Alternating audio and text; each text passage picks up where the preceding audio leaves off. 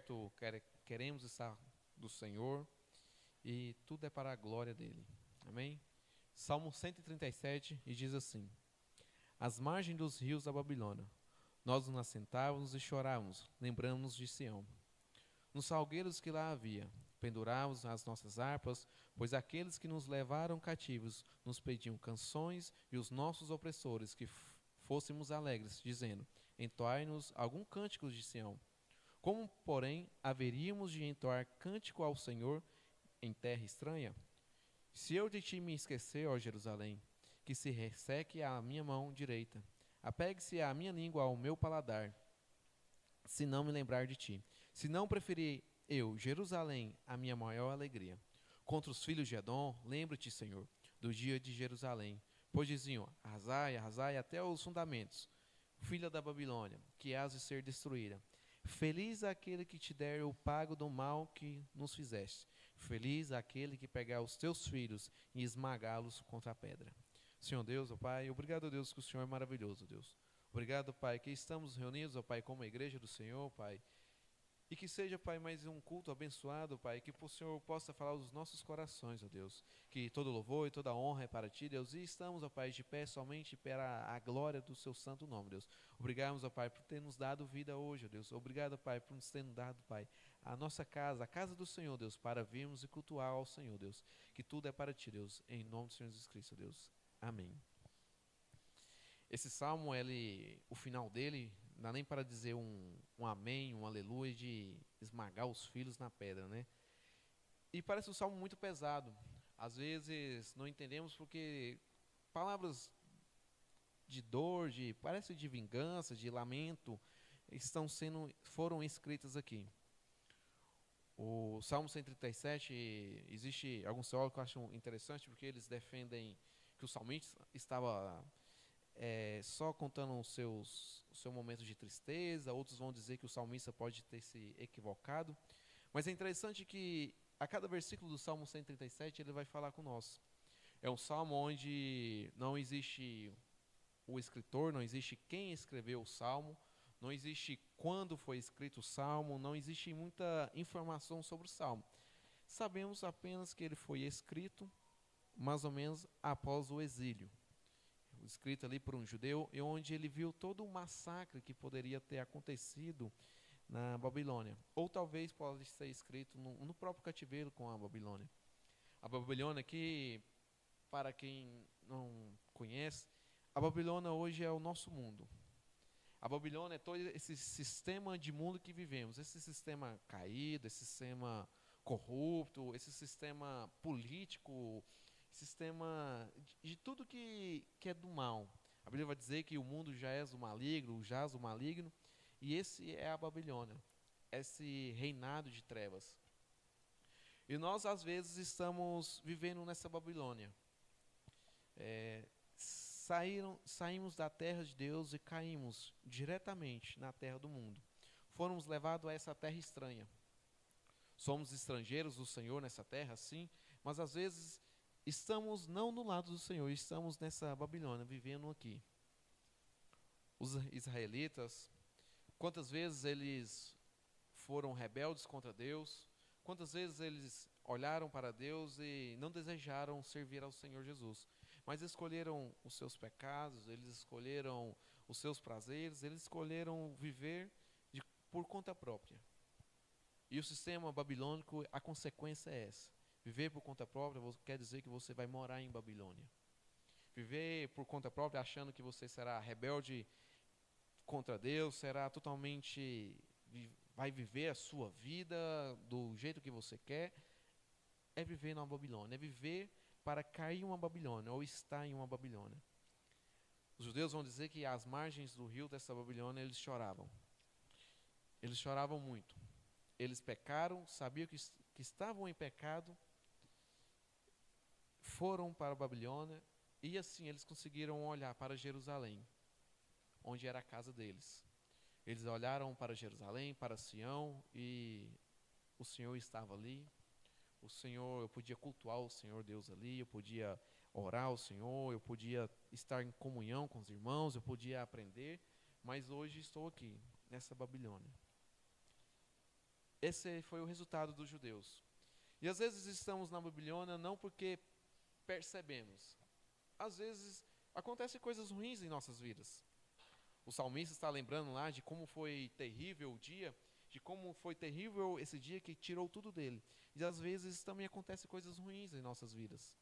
Às vezes até mesmo não percebemos como acontece, como chegamos àquele ponto de coisas ruins em nossas vidas. Mas a diferença é como agimos diante desse sofrimento. Alguns vão dizer que não é a circunstância que mostra o que é o homem, mas é como que o homem age diante da circunstância.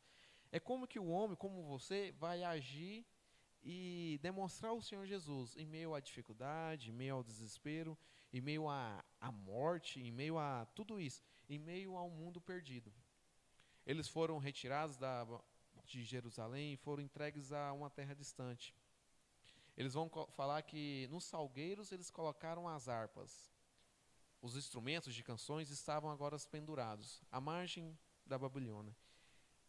Os salgueiros são árvores próximos de rios, e eles deixaram ali seus instrumentos, e agora não havia para eles, naquele momento, para os salmistas não havia mais motivo, utilidade de tocar uma canção. Não havia mais motivo de ter esperança, não havia mais motivo de, Senhor, quero te louvar. Não havia mais esse motivo ali para ele. Mas o salmista, nesse ponto, ele está equivocado. Daniel foi levado ao cativeiro, ao mesmo povo, à mesma terra. Só que Daniel, ele foi fiel. Daniel foi aquele que cantou louvores não para os opressores, ele cantou louvores não para os babilônios, mas ele cantou louvores ao Senhor.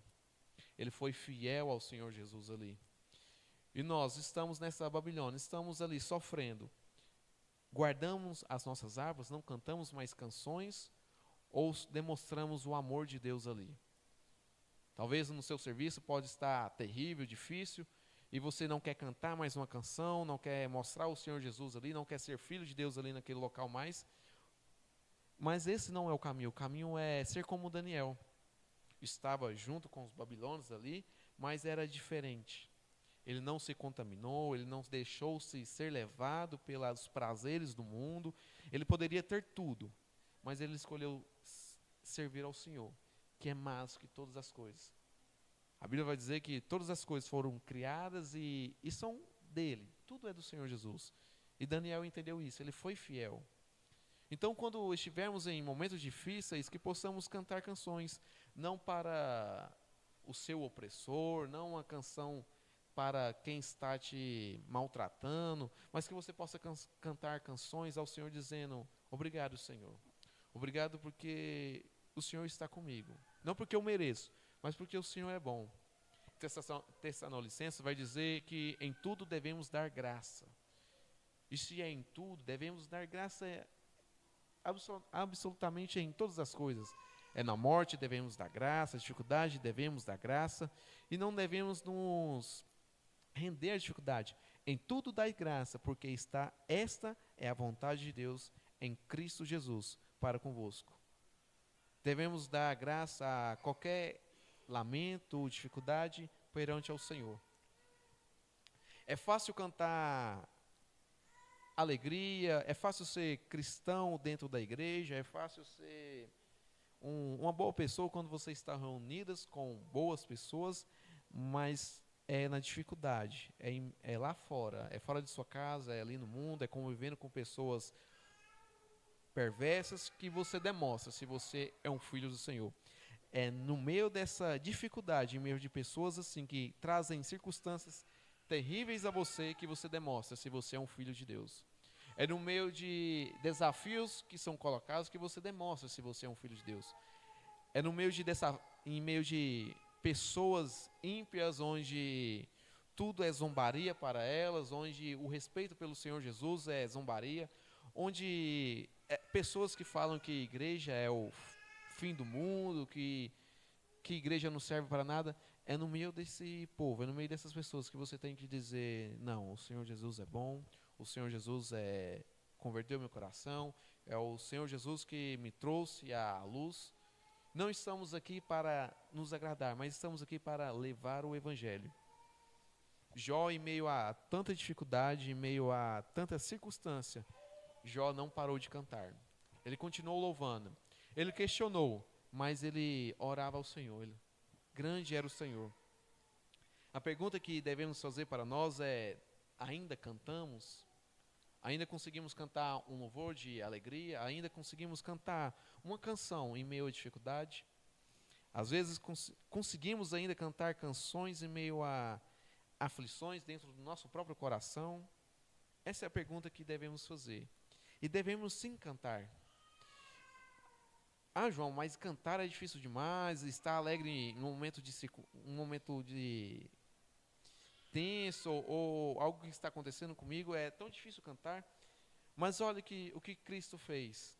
Ele na ceia ali, estava indo para o Getsemane, ele diz, tem um relato, tendo cantado um hino, saíram para o Monte das Oliveiras. O Senhor Jesus indo para o Getsemane, Jesus indo a ser preso, ser crucificado, ser morto, ele ainda assim fez uma canção. Ele mesmo sabendo que iria ser morto, sabendo que iria ser traído, sabendo que morreria, sabendo que sofreria nas mãos dos romanos, nas mãos daqueles judeus, ele escolheu ainda cantar uma canção. Ele escolheu ainda demonstrar cânticos de louvor ao Senhor, porque ele sabia que o único que poderia cuidar do seu coração era o Deus Pai. Era Ele que estava ali. O salmo vai continuar, pois aqueles que nos levaram cativos nos pediram canções, e os nossos opressores que fôssemos alegres. Não é que você deve cantar para o seu opressor, você não tem que ser feliz para o seu opressor, você não tem que ser conivente com a pessoa que está te mostrando mal, mas você deve ser alegre, cantar canções ao Senhor, sabendo que Ele é santo, que Ele é poderoso. Como, porém, haveríamos de entoar cânticos ao Senhor de uma terra estranha? Como poderia ser crente ali no mundo? Como eu poderia ser um filho de Deus ali no meu trabalho? Como eu poderia ser um exemplo de cristão ali na minha faculdade, ali na minha escola? É nessa terra estranha em que devemos ser fiéis ao Senhor. É nessa terra estranha que devemos cantar canções alegres ao Senhor. Deixar de cantar louvores ao Senhor em momentos de tristeza é negar a nossa própria fé. Não cantar canções ao Senhor, não dizer que Ele é santo, que Ele está no controle de todas as coisas, é dizer que o nosso Deus não é fiel. É dizer que o nosso Deus não nos deu fé. Hebreus vai dizer, ora, a fé é a certeza daquilo que esperamos. É a prova das coisas que não vemos. O salmista, ele tinha perdido a esperança. Ele não tinha mais uma esperança do futuro. Para ele, tudo tinha acabado. O dia de Jerusalém, aquela tristeza, aquelas mortes, tudo aquilo ali era o final da vida dele para ele. Não tinha mais esperança. Ele não acreditava que poderia haver ali, talvez uma justiça, momentos de alegrias depois. Mas negar a canções, negar cânticos ao Senhor, em momentos de tribulação, é negar a nossa fé. É negar que o Senhor Jesus não nos deu fé para crer, para termos a esperança nele. É a prova de que não vemos, mas sabemos que o Senhor está no controle de todas as coisas. E o Salmo continua, se eu de ti me esquecer, Jerusalém, que resseque-se a minha mão direita, apegue-se a língua ao paladar, e se não preferir a Jerusalém, a minha maior alegria. Tozer vai dizer que existe um grande problema de vermos os milagres ou ver que as obras de Senhor Jesus, porque às vezes estamos diante de Deus não porque queremos amar o Senhor, estar próximo ao Senhor, mas queremos estar próximo do Senhor só porque Ele faz milagre. Só porque o Senhor, Ele consegue fazer milagres nas pessoas, em sua vida, você quer estar lá só por isso.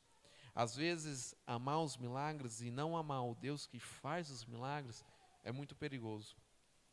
O salmista, ele ama muito a própria terra. Ele ama muito, sim, a Jerusalém, a Sião. Ele quer se lembrar todos os dias da sua terra natal. Mas é perigoso porque ele não continua falando, Senhor, não deixa me esquecer de ti. Senhor Jesus, não deixe me esquecer-te da sua bondade perante mim. Devemos nos lembrar de onde viemos, devemos estar reunidos na igreja, devemos ter a nossa maior alegria estar aqui, mas primeiramente, o Senhor Jesus. Esse deve ser o principal. Devemos amar o Senhor Jesus em primeiro lugar. O pastor às vezes vai dizer que ama o Senhor primeiro do que a igreja, e isso é verdade. Devemos amar Jesus Cristo acima de todas as coisas, acima da nossa terra natal, acima da nossa igreja, nossos irmãos. Cristo deve ser o referencial, ele deve ser o primeiro. É Cristo que deve ser a nossa alegria. É Cristo que deve ser aquele que traz a esperança e a fé. E ele continua, contra os filhos de Edom, lembre-te, Senhor. Ele fala para que arrase os filhos de Edom. Os filhos de Edom são descendentes de Esaú, são os irmãos dos judeus. Foram os próprios edonitas que, quando o povo estava indo, sendo cativo à Babilônia, estavam perdidos, estavam chorando, suas mulheres foram abusadas, seus pais foram mortos, tudo foi arrancado dele. Eram os próprios irmãos de judeus que estavam ali para apunhalá-los. Foram os próprios irmãos que machucaram ali. E o salmista olha para o povo de Edom, seus irmãos, e olha, Senhor, acabe com eles. Senhor, destrua, Senhor, arrase eles, Senhor. E quanto mais próximo você está de uma pessoa e acontece algo ruim, acontece algum problema, ou a pessoa te trai, ou algum desprezo, essa dor era maior, porque a pessoa é íntima de você. O povo judeu sentiu mais porque eram seus próprios irmãos que estavam ali, ajudando os babilônicos. Eram seus próprios irmãos que estavam ali, os matando. Só que a nossa atitude não deve ser como o salmista, não deve ser para que mate os nossos irmãos. Mas a nossa condição, o nosso momento agora deve ser, Senhor, perdoa. Senhor, perdoa aquele que me traiu, perdoa aquele que me desprezou, perdoa aquele que me machucou. Está apegado a aquele momento de desprezo que aquela pessoa fez com você, viver num passado é muito perigoso. Às vezes você está vivendo tanto passado, não consegue perdoar aquelas pessoas que você não consegue caminhar. Às vezes a sua caminhada está travada, está com dificuldades porque você não consegue perdoar. Perdoar não é da boca para fora, mas é atitude. É orar ao Senhor, pedir para que o Senhor toque no seu coração e que você consiga perdoar. Aquela pessoa que te maltratou, aquela pessoa que arrasou você, perdoe. O perdão vai te libertar. Jesus Cristo ali na cruz, ele consegue ainda virar para aqueles que estavam maltratando e dizer: Senhor Deus, Pai, perdoa aqueles que eles não sabem o que estão fazendo. Jesus Cristo, mesmo sendo justo, tudo, e não deveria estar ali naquela cruz, ele consegue ainda perdoar aqueles que estavam matando. Existe um testemunho onde uma mulher, ela é abusada pelo seu vizinho e depois se descobre, ela muda de cidade, de estado, e anos depois ela encontra com esse homem. Ela encontra ele e tem um desespero, sai correndo. Só que ela iria se casar e ela começa a orar ao Senhor: olha, Deus, eu tenho que perdoá-lo. E é tão grandioso, sem explicações, a mulher chegar à oração e ao fim dela conseguir voltar a esse homem, não para fazer amizade, nada disso, mas dizer: eu te perdoo. Olhamos para isso e é tão dificultoso, mas porque ele fez um ato tão horrendo ainda, aquela mulher consegue perdoar. E ela vai dizer: perdão é lembrar de tudo, mas sem sentir dor. Não é esquecer. Não é esquecer o que a pessoa fez, mas é perdoar.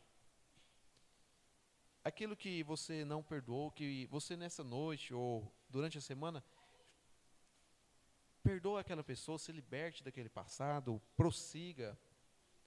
Liga para aquela pessoa que você tem um rancor, tem uma dificuldade e fala assim, olha, eu te perdoo. Eu quero prosseguir na minha vida, eu quero caminhar. Eu não quero mais viver naquele passado de miséria. Ou se você não quiser ligar, mande uma mensagem, mas ore ao Senhor e diga, Senhor, eu quero perdoar aquela pessoa, eu quero seguir a minha vida. Ou até mesmo dentro da igreja, talvez algum irmão que você tenha alguma contenda, você possa dizer, olha, meu, eu te perdoo. Talvez você não está entendendo, mas eu só quero te pedir perdão.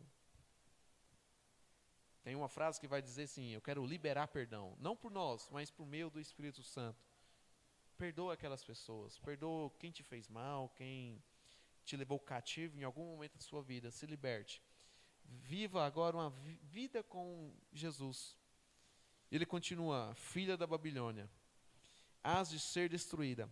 Ele mostra, ó, feliz aquele que te der o pago, feliz aquele que te fizer todo o mal que você fez em mim, feliz todo aquele que fizer um mal contra ti. E essa felicidade não deve ser a nossa hoje. Essa felicidade não é a nossa, não é a felicidade que estamos buscando, não é a felicidade que Cristo nos mostra. Devemos estar felizes porque o Senhor é conosco, o Senhor está nos abençoando, nos confortando, nos guardando. Isso é ser feliz. Ser feliz não é desejar o mal para o outro. Mesmo aquela pessoa que te fez mal, não é desejar o mal para ela. Essa não é a felicidade que devemos buscar.